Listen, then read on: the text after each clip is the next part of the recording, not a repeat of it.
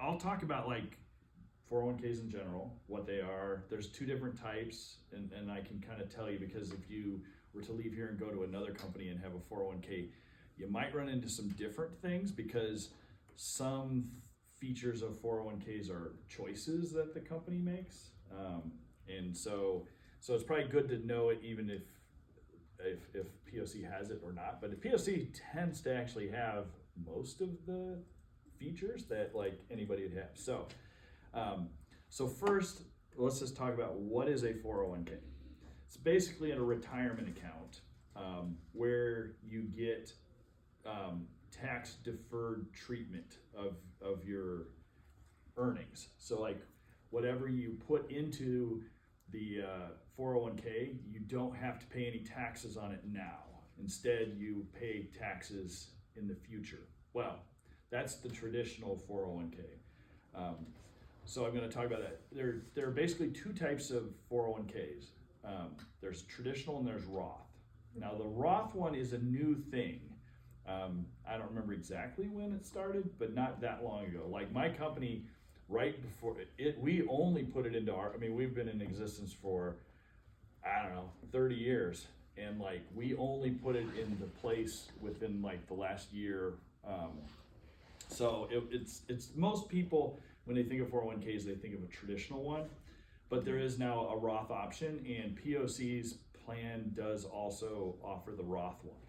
So first, let me just talk about the traditional one. This is the one where almost anybody that you talk to, that's what they have their money in a 401k. And basically the way that one works is today, whatever you earn today that you're going to put in there, you pay no taxes on it. It just goes in there. So if you have $100 that you want to put in there, you don't pay any taxes on the $100 now, and you put $100 in there, and then it gets invested and it starts growing. And then someday when you retire, you take it out, then you pay taxes on whatever you take out. So basically, instead of paying taxes today, you pay taxes somewhere out in the future. The theory behind why you would want to do that is that theoretically, and I'm going to say theoretically a lot because with the Roth and the traditional, a lot of your choices depend on your own personal circumstances, which would make more sense. But generally, people make less money when they're retired than when they're working, which is why, and so the way that tax brackets work in the United States is the first certain amount of money that you make, you don't get taxed anything on it. Then the next chunk of money, you might get taxed like 5%. Then the next chunk of money is 10%. The next chunk of money, it's 15%. And it just keeps going up. It's considered a graduated tax system. So it's like the more money you earn, the more you get taxed on the last dollar that you earn. So theoretically, when you're retired, you'll get Social Security, assuming it's still around then, and whatever you pull out of your 401k. So whatever you're making less money probably than what you're making today when you're working, and if you have a spouse and your combined incomes and that. And so that's why what a traditional 401k, how it kind of works, is that you don't pay taxes today, you pay them sometime in the future. And the reason why they set that up is because you will be making less money when you're retired than you're making when you're working.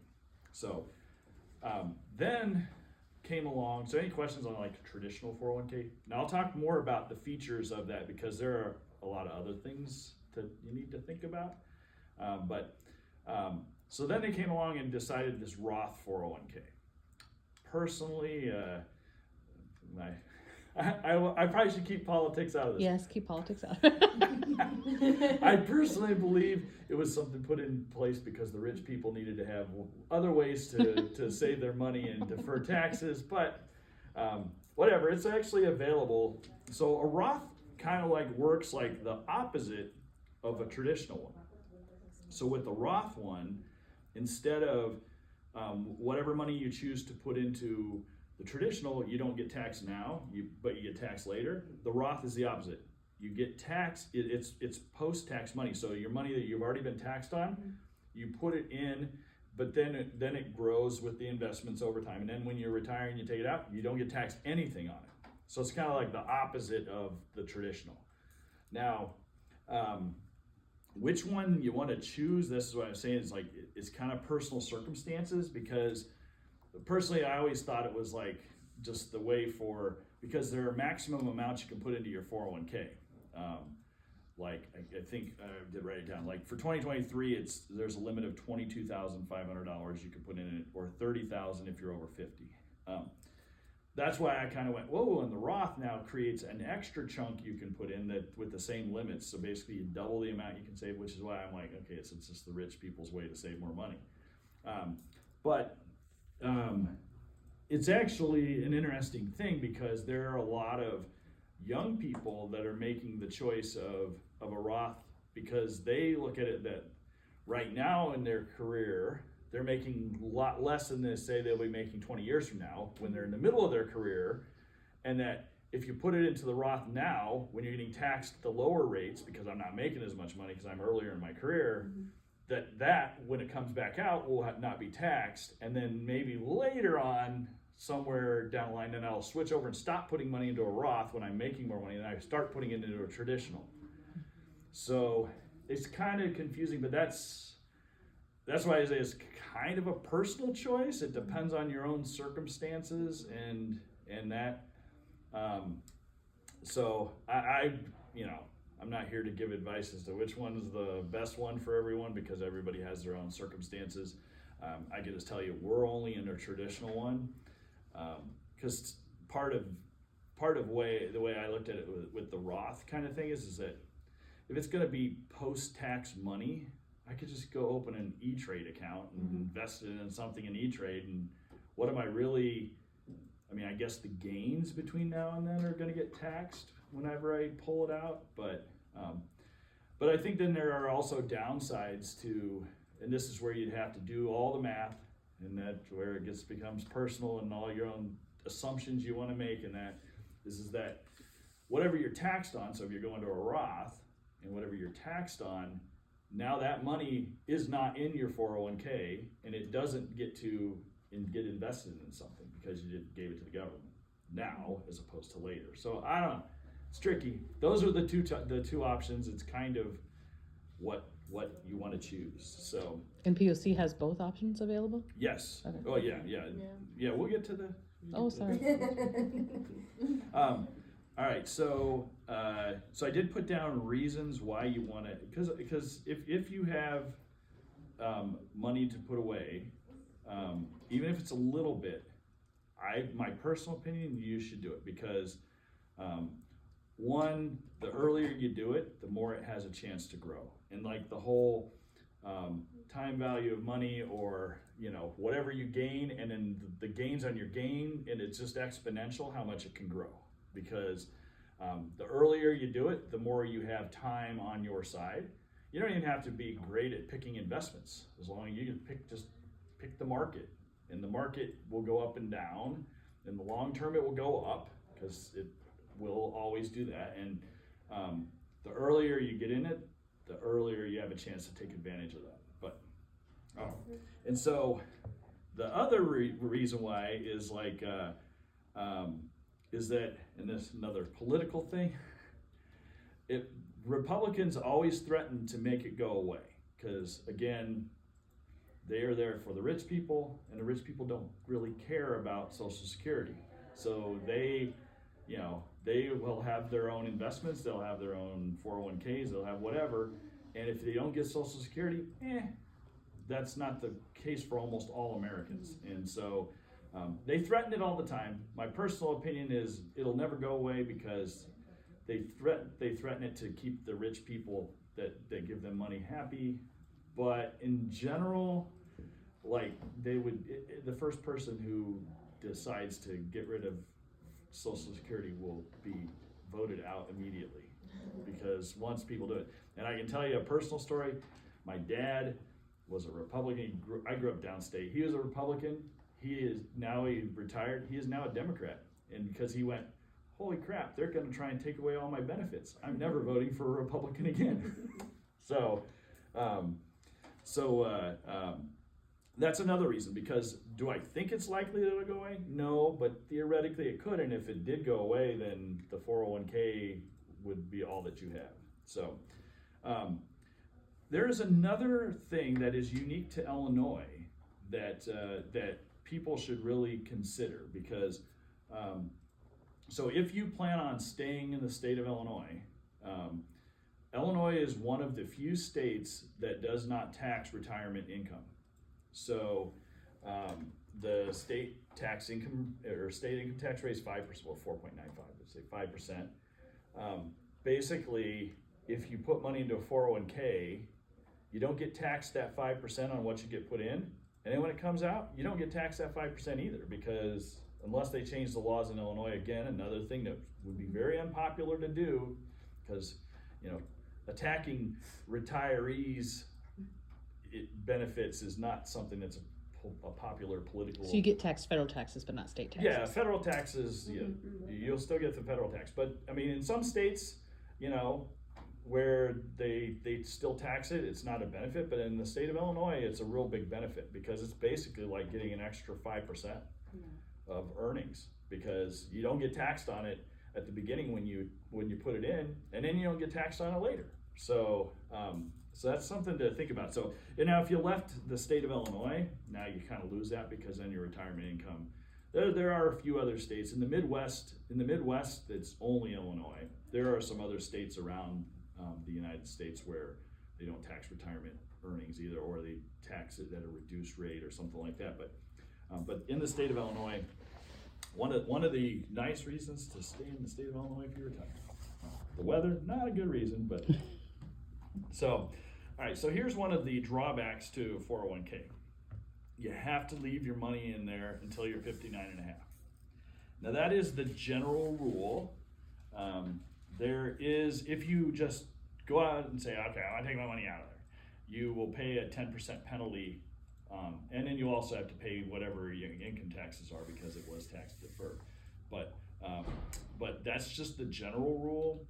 If you want to get your money out before the age of 59 and a half, there's really three options. One of them's really obscure, wouldn't necessarily come up, but if you retire from your company when you're 55 or older, you can take money out at 55 instead of 59 and a half. That's just from your company you retire from's 401k.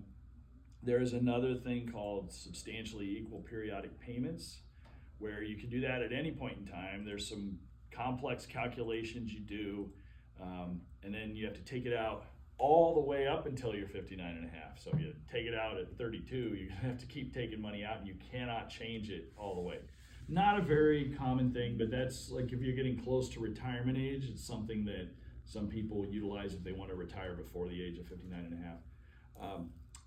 The most common way that if you do need to, because, things happen in life, and suddenly I have medical bills I have to pay, or I have a house I want to buy, or a car I want to buy, or my kid wants to go to college, or something like that, you actually can take loans against your 401k.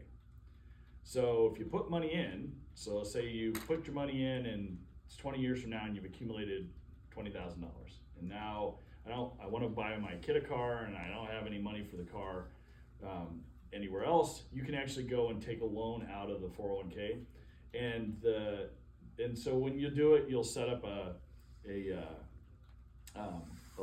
payment schedule, and there will be interest tacked on, but you pay the interest to yourself.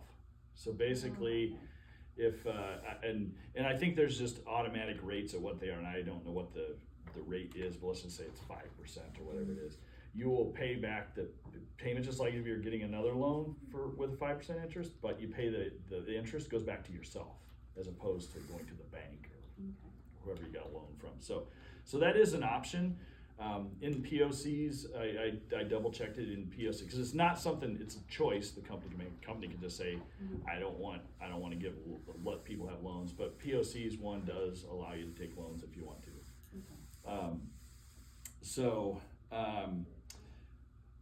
The next thing that I had to think about with 401ks is investments. And so basically when you put the money in the 401k, you yourself get to choose what you want to invest your money in. I didn't have access to the Paychex 401k website, so I couldn't see what your choices were. But I did look at our general website, and as they put it, and I put it in quotes, there are thousands of investment options. And so, that again is another choice, what you want to invest your money in. I mean, personally, I'll give you some of my own opinions and even some from personal experience. Like, you should probably put it in mutual funds of some kind or index funds, which basically just track, like you might have heard of the Dow Jones Industrial Average or the S&P 500. You can put things in that just track those. Those ones are cheap, they're easy, you just get whatever the market gets. If you want to do some other things, there are mutual funds. Mutual funds are basically, it's a pool of money that is managed by a money manager. And so you just buy parts of that. I couldn't find for sure if the POC plan allowed for what they call self-directed brokerage account, which if they have that, basically means you can invest in anything you want. You can just buy stocks of Google if you want to buy stocks of Google. Terrible idea, because if you think that you're smarter than the money managers in mutual funds, you're kidding yourself, because that's what they do for a job. And some of those people are probably despicable humans, but they know what they're doing. And so I would always assume that it's probably safest to put your money in mutual funds or that, and you'll have choices how risky you want, because obviously there's a spectrum. There's stocks, all stock stuff, to all bond stuff, and bonds are less risky than stocks. Stocks are more risky, but you make more money on stocks than this. And a lot of those choices are, can be age driven, they can be tolerance driven. I mean, I can tell you, Vicki and I in our 401ks, we always had it in almost all stocks, because I'm not afraid that I don't do it in individual stocks. I would in mutual funds and index funds that track stocks, because over the long run, if it goes down this year, it'd go up next year or the year after or whatever. And unless you're really close to retirement, like meaning within the next 3 or 4 years, personally, I would say heavily towards stocks, because you're gonna make more money. And it will eventually come back if it does have a down year. Like last year was a really down year for stocks. But this year, in the first 2 months or month and a half or whatever we're at right now, it's already made back almost everything it lost last year. So it comes and goes, but over the long run, it makes money. And if you're younger, you want to have that compounding on top of each other, like, because the money you make today then makes more money and makes more money, and then you'll have more when you retire. So that's about all I really wanted to say on investments. So features of POC's plan that you need to be aware of. So the auto enrollment, so I think it starts 3 months after employment, I think, something like that.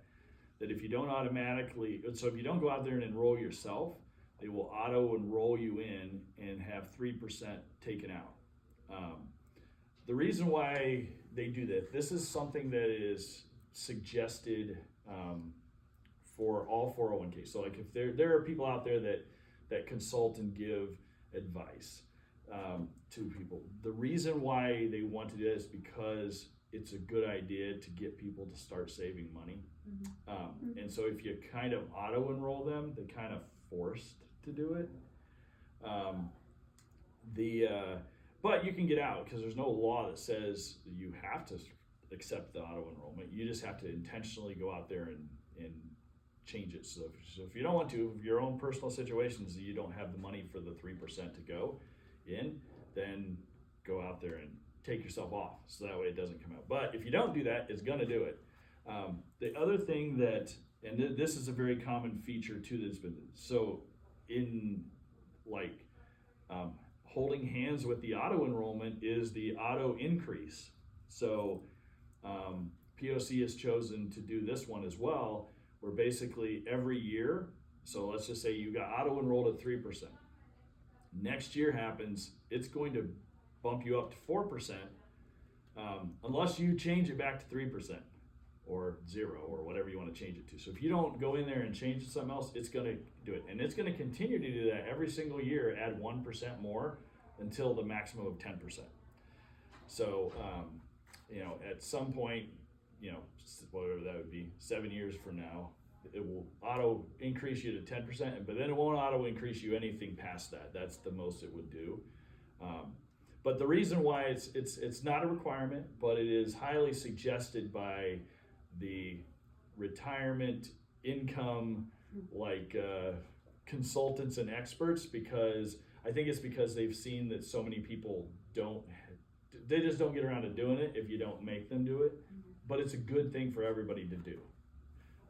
So that's why they do it, but that's what POCs does. So POC's plan does not have a match. A lot of 401ks, and not to say that they might not in the future, I have no idea. But right now they do not. And not all employers do. A lot of employers, especially for-profit businesses, they almost all do. And a lot of it's because they have to try and be competitive and they don't want to lose people. But just my one advice, obviously it doesn't apply here. If you go to another company and there is a match, you should contribute whatever amount to get the maximum amount of your match, because it's free money.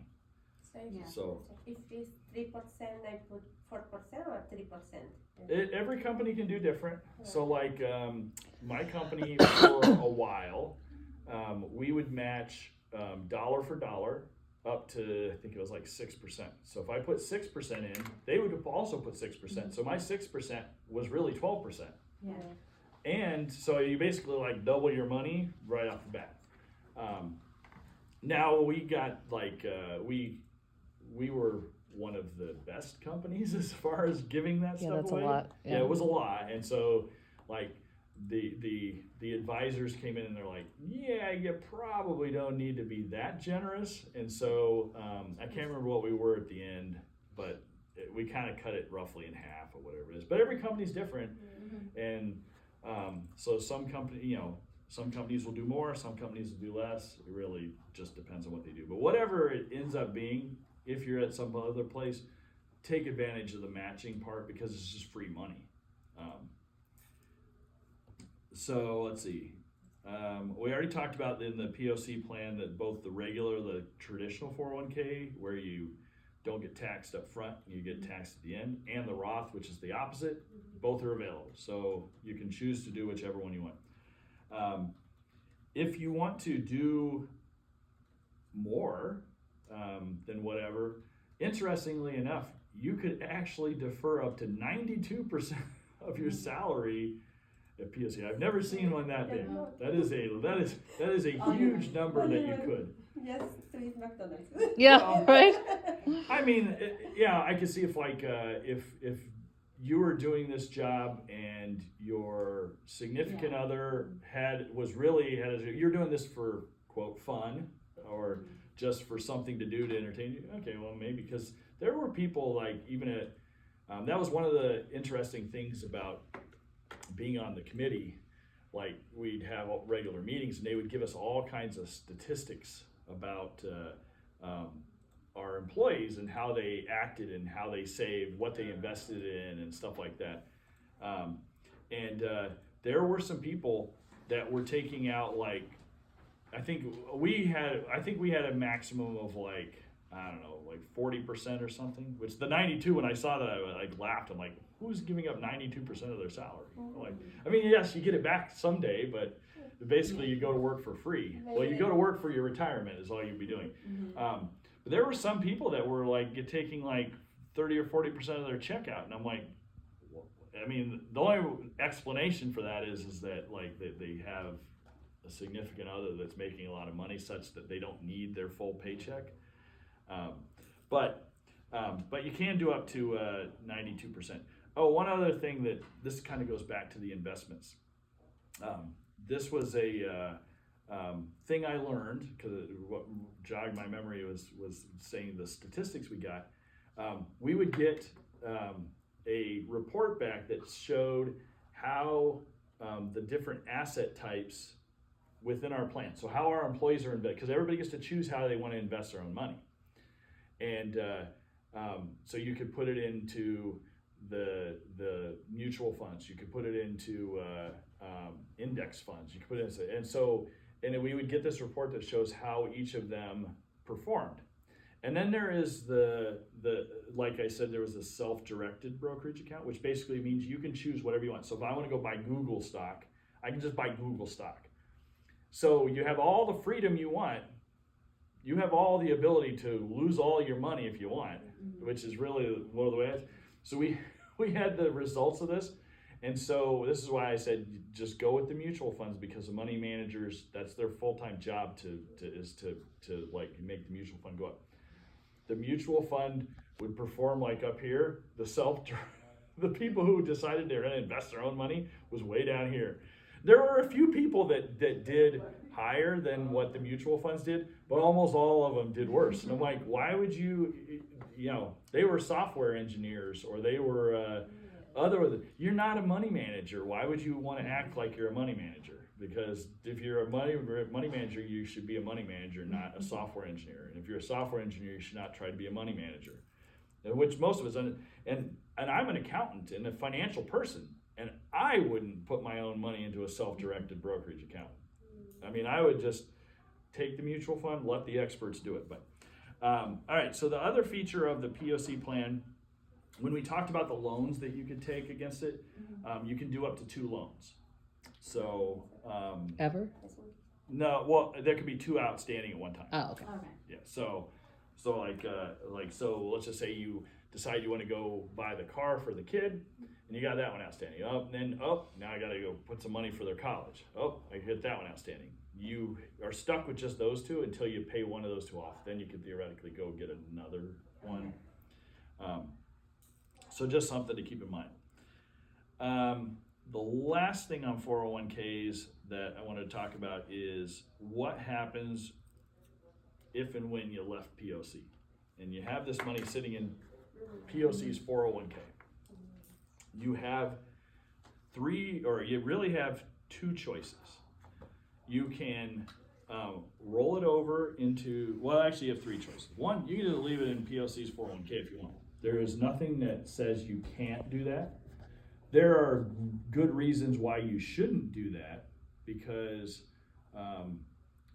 POC might allow terminated people to stay in their plan for now, but they could change their mind later and they could just kick you out without any notice, and then you have to choose one of these other 2 options that I'll talk about that you can do with it. But you can you can stay in there. The other thing, and my company just did this, so I retired, and for the longest time we did not charge any fees to retired people or terminated people or whatever. You could just stay in the plan, and the company paid for all of the charges that any kind of charges there were. Well, after I left, because my replacement, I still talk to her all the time because she worked for me forever, and she was the person who was going to replace me, and so she calls me frequently when she needs help with something or whatever, and she's like, oh, by the way, they are going to start charging fees to all the people who were retired. I'm like, I'm out, because I'm like, I'm not going to pay the fees that before they were paid. So they could choose to charge you fees that if you stayed in it, but you can't stay in it. Or your other 2 choices are, one, you could roll whatever your money is over into your next company's 401k. This is what I would suggest that you do, because one, I only worked for 3 companies my whole life. And when I had gotten to the 3rd company, which is the one I just retired from, and I was there for 20 years, the first 2 companies' 401ks, I still had the money sitting in them because it was extra work for me to roll it out of them and that. But I had three different 401ks to deal with, which is kind of annoying. So if you just roll it into the next one, you only have to deal with one.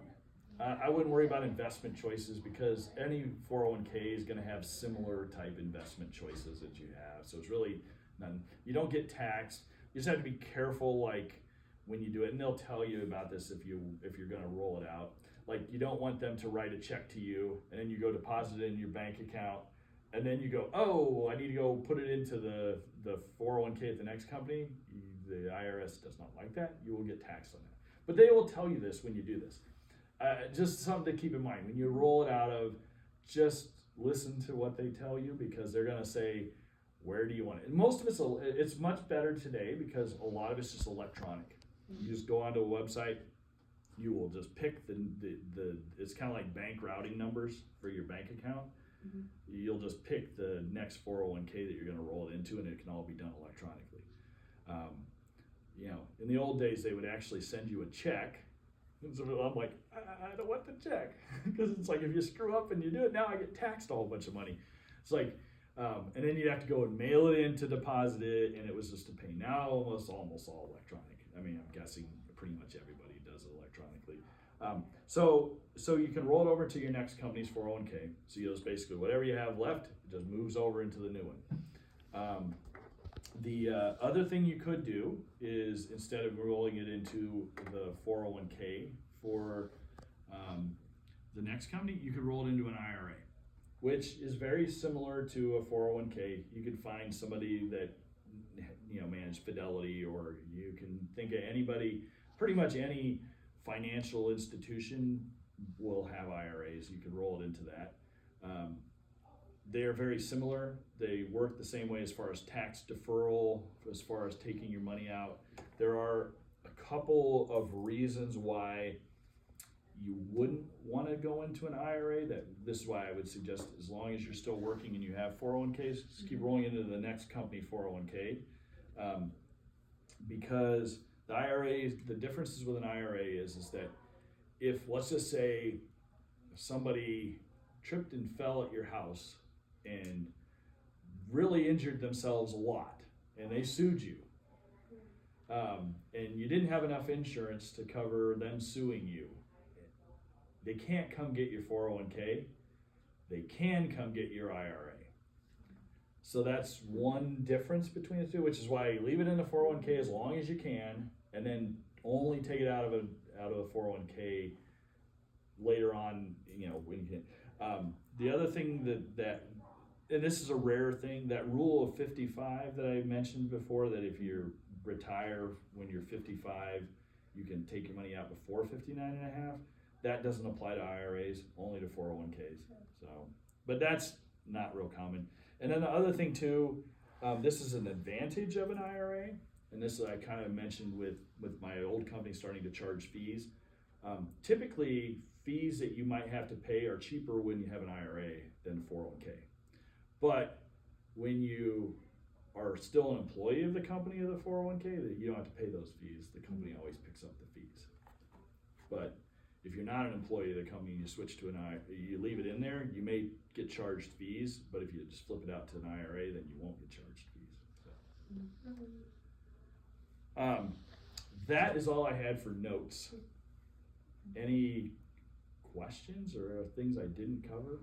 No, I think you answered what I was wondering. Like, I think the two things that I was definitely wondering is, like, what exactly was the 401k for POC, and then also, like, what to do, like, if I had another 401k, because the program that I was working with previously, I was with them for like 5 years, so I have like my 401k with them. Yeah. So I just didn't know, like, do I leave it there? How do I roll it? But it makes sense if I'll just like. I mean, you can leave it there. Yeah. My personal opinion is it's just easier if you. Yeah, no, exactly like you said. I don't have to manage two. Yeah, you don't have to manage two, and then the other reason why is that sometimes, and you'd have to look into that 401k plan. People who are no longer employees of them, they may charge you fees that they aren't charging to the employees. Like when you're there, the company usually picks up any of those charges. Especially if they had a match, what typically companies will do is when you have a matching, you have to usually vest. It's usually you don't get it immediately. So like in my example, say it was 6%, and then they're going to give you another 6%. you get that other 6%, but you have to stay a year, 2 years, 3 years, and then you get to keep it. Yeah. But like what ends up happening is people will leave, and then that extra amount of money that they had matched. So let's just say you have to stay 3 years, you only stay 2, and that your 6%, you don't get to keep it because you left before the 3 years. But the company can't take the money back either. These are the odd rules about the 401k. So it's stuck in the 401k plan. So what companies do is they take that money to pay for all the fees and stuff like that, because they can't take it back to the company. And so then that way and sometimes we would do like our company because we were a really large company, so we would build up a big bunch of forfeitures that we could never take back to the company. So we would take that money, and sometimes we'd give extra money to the employees. Like, okay, we got this, we have nothing to do with it. We've already paid for all the fees, the thing. So we might go, okay, we're gonna give everybody an extra 1% this year. So sometimes companies will do that, but yeah, I don't know what that company does. You might want to check it, or you can just roll it into this one and you don't have to worry about it. Yeah. That's to me, then you could just constantly whatever the next company is, you just move it to the next company, and because then you really get all of the full benefits of what a 401k can do. Like, so if you do decide to retire or something at 55, you can take money out if you want, or you can do things. Now the one thing was, do you have any loans outstanding from that last one? No. Okay, then you're good. Because the one thing is if you had a loan outstanding, you're gonna have to pay off the loan before you could take it out. No, that one I didn't touch it. Yeah, if you haven't done that, then you shouldn't have that problem.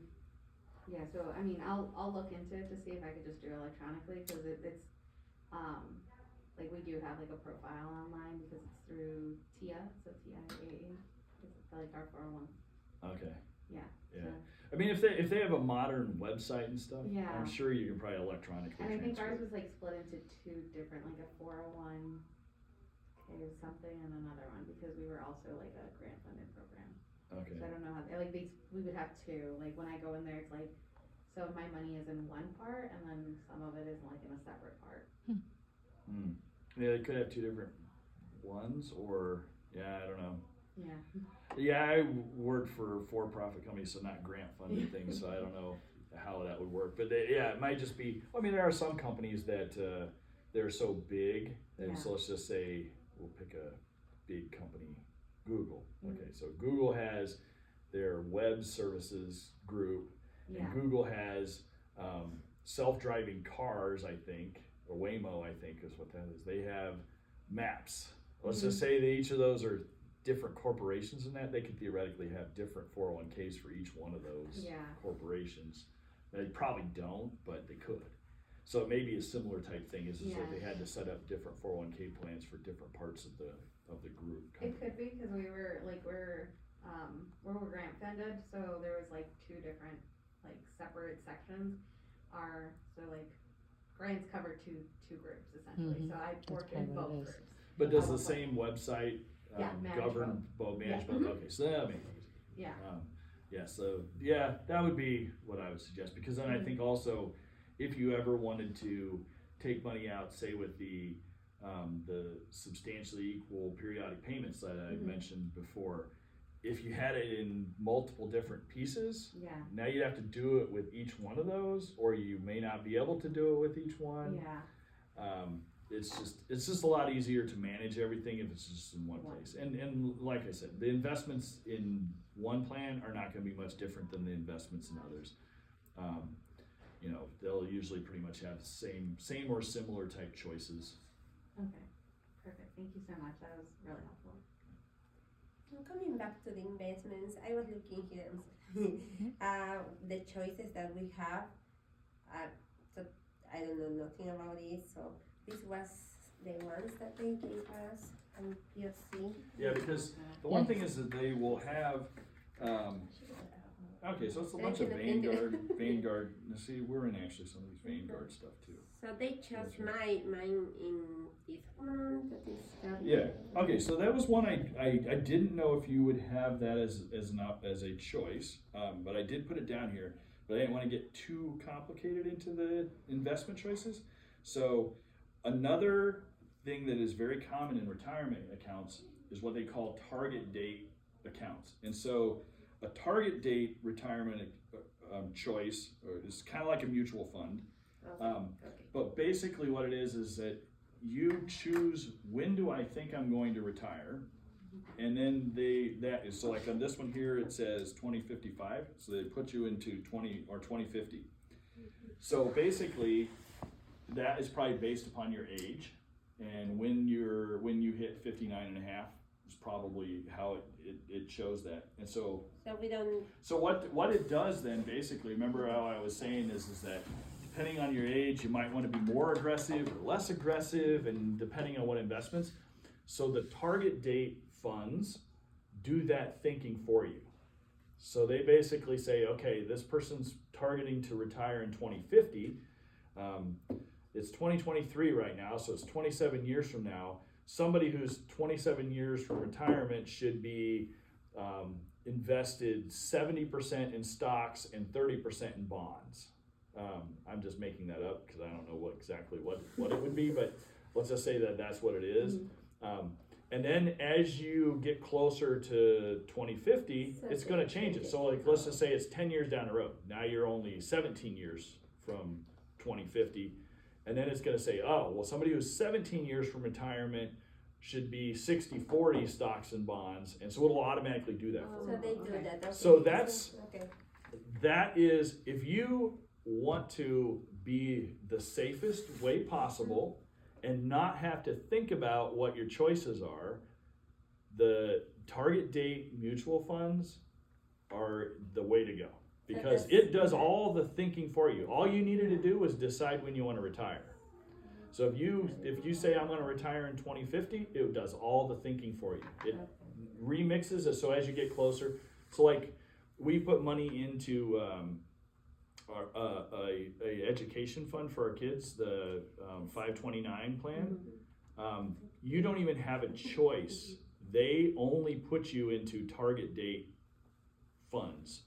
So basically, like in the 529, it knows when your kid's it knows how old your kid is, knows when they're gonna go to college, and it will not let you do anything else other than a target date thing. So it says, okay, your kid's gonna go to college in 2027, it's 2023, that's 4 years from now, you should not be putting it into anything risky because in 4 years, you're gonna need that money for your kid's college. Okay. So that's kind of what that's doing. So like so let's just say it gets to the year 2045 and you're still in that 2051, it's mostly going to be in like bonds and money market type stuff, which is not risky. You don't make as much money, but it's not risky because they know you're going to need the money in 2050 to start retiring. So you can leave it there, but then you had all those other choices. The other choices, some of those are stock mutual funds, some of those are bond mutual funds, some of them are a mixture of those. If you want to be on the riskier side, you could say leave that one and go into something else. I mean, but that's your own personal choice as to what you're comfortable with. But that is a very safe and responsible way to do it because you don't have to think. All you need to know is, when do I think I want to retire? Okay. And then as long as you know that, they do all the rest of it for you. And so when you put your money into it, that's what it automatically put it into. Okay, that one answers one of my questions because when I went through all the documents, I couldn't find what because with any 401k, so let's just say you go to a different company, they may have a different way to approach that, and they may say whenever you put money in, we're going to put 50% of it in a money market and 50% of it or 40% of it in a stock index fund and 20% of it in something else. But the choice of putting it into a target date fund, probably based upon whatever your age is, and 59 and a half is the most responsible way for a company to do it, because you're not producing any more risk or introducing any more risk for the employee. It's probably the same, because the one thing was being on the 401k committee that I was on brings with it a bunch of risk because the employees could sue us. Yeah. So let's just say everything went bad in the market. There's a good chance that the employees might sue you anyway, even though you had nothing to do with it. But that's just what lawyers are out there like to find class action lawsuits to sue people. So we actually had advisors that were telling us these are the safe things to do so that way they can't sue you. Having the money automatically go into a target date fund is a very safe thing. So whoever the 401k committee for this one is, I know it's a pooled 401k with other companies as well. POCs is. POCs is, yeah. Because smaller companies tend to pool their 401ks together with other smaller companies, so that way you can offer 401ks and all the benefits and the things like that. That if you were trying to do it by yourself, if you only have dozens of employees or whatever, you're just not a big enough company to manage it, because if you have your own 401k, you have to get audited, you have to pay all kind, and that's expensive and time consuming, and it's really pain. But so they chose the safe way.